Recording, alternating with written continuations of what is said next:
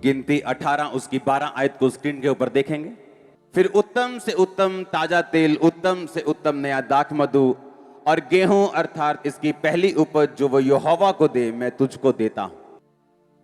एक बात अपने मन में बिठा लो आज कि आप लोग जो बैप्टाइज हो चुके हैं, जो परमेश्वर के लहू में धुल चुके हैं, जो परमेश्वर के हो चुके हैं, परमेश्वर की इच्छा आप लोगों के लिए यह है कि वो आपको हर एक चीज बेस्ट देना चाहता है। एवरीथिंग, हर चीज मैं इस संसार की और आत्मिक भी और संसारिक भी जो आपसे संबंधित है, वो सब कुछ मैं उसकी बात कर रहा हूं। मन में बिठा के रखो, एवरीथिंग, वो आपका फाइनेंस हो, सेहत हो, लाइफ हो, फैमिली हो, स्पिरिचुअल लाइफ हो, वो मिनिस्ट्री हो, परमेश्वर की निगाहों में जो वो आपके लिए देखता है, वो आपको बेस्ट देना चाहता है, दी बेस्ट। उसने कहा पहले बेस्ट में से चुनो कि सबसे बेस्ट क्या है, उस बेस्ट में से भी बेस्ट मैं तुमको दूंगा। कि पंजाब के 22 जिलों की बेस्ट गेहूं चुनो, हां, फिर उन बेस्ट में से लेके आओ और उन बेस्ट में से मैं बेस्ट तुमको दूंगा। ये दिमाग में बिठा लो कि परमेश्वर जब अपने एक विश्वासी को देखता है, आज वो किस तरह से देखता है। वो आपको इसलिए इस निगाह से देखता है, परमेश्वर कहता है कि मैं तुमको राजा और याजक के रूप में देखता हूं। क्यों? जब प्रभु यीशु मसीह मुर्दों में से जी उठे, अब वो हमारा महायाजक और हम हारून की तरह, वो हमारा महायाजक और उसके बेटों की तरह जो वो याजक का काम करते थे, हम परमेश्वर के याजक हैं। वो कहता मैं तुमको राजा और याजक के रूप में देखता हूं।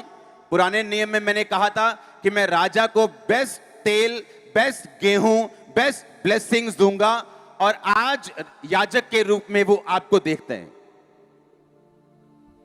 हर बंदा अपना मसला हल करवाना चाहते हैं, लेकिन उसका प्रोसीजर फॉलो करना नहीं चाहता। जो मैं आपको दे रहा हूं वो परमानेंट है, क्योंकि मैं वर्ड से आपको दे रहा हूं। लोग हीलिंग चर्च में जाते, हीलिंग पा लेते हैं, लेकिन उनकी कंडीशन चेंज नहीं होती, क्योंकि कंडीशन चेंज करने वाला वचन है। हीलिंग एक जरिया है। एक भी चीज बाइबल में ऐसी नहीं है जो परमेश्वर ने की हो और उसमें आपको सिखाने के लिए एक भी मैसेज ना हो। जब प्रभु यीशु मसीह ने उस लड़के को चंगा किया, 38 साल के रोगी को चंगा किया और कहा अब फिर से पाप मत करना, ऐसा ना हो इससे भारी मुसीबत तुझ पे आन पड़े। इसका मतलब क्या? हीलिंग लेने से पहले भी और हीलिंग लेने के बाद भी मुझे पाप से क्या रहना है? दूर रहना है। अगर मैं पाप से दूर नहीं रहूंगा तो हो सकता है जो 38 साल से जो रोग था, यीशु मसीह ने कहा इससे भी भारी मुसीबत कोई आ सकती। इमेजिन करो, 38 साल में उस व्यक्ति ने अपने सारे फ्रेंड्स लॉस्ट कर दिए थे, क्योंकि उसने कहा, यीशु मसीह ने कहा तू हील होना चाहता है? कहता हाँ, पर मेरे को कोई बंदा नहीं हैगा कि स्वर्गदूत जब पानी हिलाते हैं तो मुझे जल्दी से उतार दे।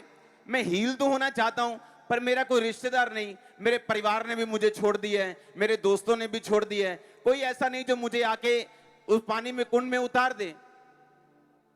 इतनी बड़ी मुसीबत में होने के बावजूद यीशु मसीह ने क्या कहा? इससे भी भारी मुसीबत तुझ पे आ सकती है अगर तू पाप नहीं छोड़ेगा। यीशु मसीह ने एक एक वर्ड में हमें एक रेवलेशन दी है, हमें एक मैसेज दी है। यह बात मैंने इस पद से इसलिए शुरू की है कि आपको यह बात समझ हो कि परमेश्वर अगर आपको देखता है, वो इस आंख से, इस सोच से, इस दिल से देख रहा है कि मैं अपने बच्चों को बेस्ट देना चाहता हूं, दी बेस्ट। आप जिस मर्जी पोजीशन में हो, मैं आपको प्रोफेसी दे रहा हूं, आप बेस्ट की ओर जा रहे हैं आज से यीशु मसीह के नाम में। आप अगर बीमार के रूप में आए हैं यहां पे, आज हीलिंग आपका हिस्सा होगी यीशु मसीह के सामर्थ्य नाम में हुआ। आमीन हो जा, हालेलुया। बाइबल कहती है यीशु मसीह पतरस के सास के घर गए और पतरस की सास बीमार थी। यीशु मसीह ने उसे टच किया, वो खड़ी हो गई और लिखा जैसे ही वो खड़ी हुई वो परमेश्वर की सेवा टहल करने लगी। इसका मतलब वो आपको हील करता है अपनी सेवा करने के लिए। उसने जक्कई को माफ किया अपने पीछे चलने के लिए। परमेश्वर का लास्ट टारगेट यही है कि आप प्रचार करें, आप सेवा करें, आप लोगों को परमेश्वर के बारे में सिखाएं, उन्हें चेला बनाएं। और यही ब्लेसिंग का कारण मैंने देखा है। जो ब्लेसिंग सेवा करने वाले लोगों की लाइफ में है, जो प्रोटेक्शन उनके परिवार की, उनके फाइनेंस की, उनके लाइफ की, वो किसी विश्वासी की लाइफ में नहीं है जो सेवा करने वालों की लाइफ में। क्यों? वचन कहता है, परमेश्वर ने कहा मैं तुम्हें बेस्ट दूंगा, मैंने तुम्हें चुना ही इसलिए है। आप चर्च में क्यों आ रहे हैं? मोस्टली लोग हील हो चुके हैं चर्च में आके, बहुत से लोगों की दुष्ट आत्माएं जा चुकी हैं। अब चर्च आने का फिर क्या मकसद है?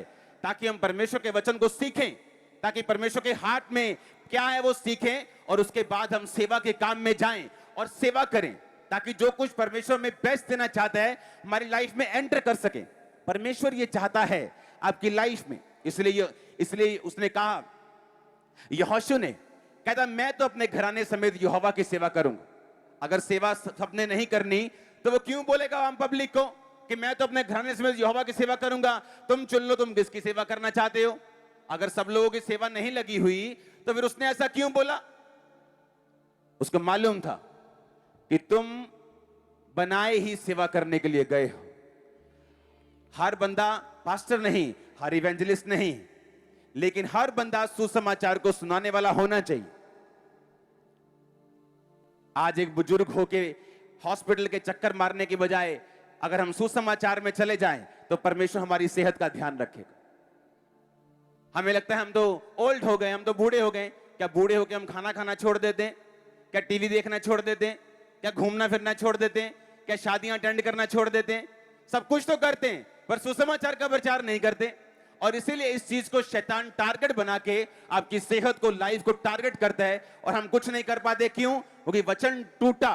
परमेश्वर ने कहा मैं तुम्हें बेस्ट देना चाहता हूं, लेकिन तुम मेरे याजक होंगे तो मैं तुम्हें बेस्ट दूंगा। हालेलुया। सभी को जय मसीह की।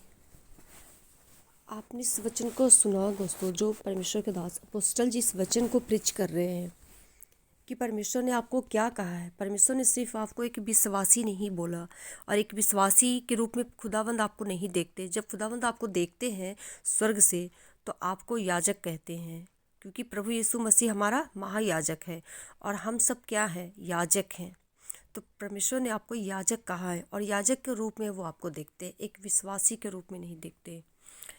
परमेश्वर ने जहाँ जहाँ भी प्रभु यीशु मसीह ने जिस जिस लोगों को भी चंगाई दी है, छुटकारा दी है, तो प्रभु ने उन लोगों को वार्निंग भी दी कि देख अब तू चंगा हो गया है और पाप मत करना, कहीं ऐसा ना हो कि इससे भी भारी पाप तुझ पे आ पड़े। बहुत से लोग आते हैं, वचन को सुनते हैं, फॉलो करते हैं, अपने जीवन को बिल्कुल होलीनेस में चलाते हैं, लेकिन बहुत से लोग ना बैप्टाइज होने से डरते हैं। कहते कि मैं बैप्टाइज हो जाऊंगा तो मुझे यीशु मसीह के तरह ही पूरा जीवन बिताना पड़ेगा, मुझे मसीह लाइफ में ही हर एक चीज़ करनी पड़ेगी। और वो कुछ लोग अपने जीवन से ना कुछ पापों को वो छोड़ना नहीं चाहते, इसलिए बैप्टाइज होने से डरते हैं लोग। लेकिन परमेश्वर का वचन आप लोग पढ़ो और फॉलो करो, सुनो उन वचनों को कि जब तक कोई नए सिरे से नहीं जन्मता, नए सिरे से नहीं उधार पाएगा, वो परमेश्वर के राज्य को नहीं देख सकता है। आप लोग इस वचन को सुने जो परमेश्वर के दास प्रीच कर रहे हैं, और इस वचन में परमेश्वर ने आपको क्या कहा है, खुदावंद आपको क्या देख रहे हैं।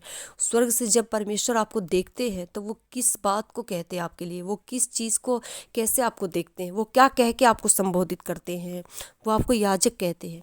तो एक याजक को कैसा होना चाहिए? एक याजक कैसा होता है? जो अपने जीवन को होली रखता है, जो अपने जीवन को परमेश्वर के वचन के अनुसार रखता है, और जो परमेश्वर के वचन से न दाएं मुड़ना चाहे ना बाएं मुड़ना चाहे, वो बिल्कुल राइट मार्ग पे चले। मैं विश्वास करती हूँ आप इस वचन को सुनेंगे और जैसा परमेश्वर के दास वचन को प्रीच कर रहे हैं आप वैसा ही फॉलो करेंगे।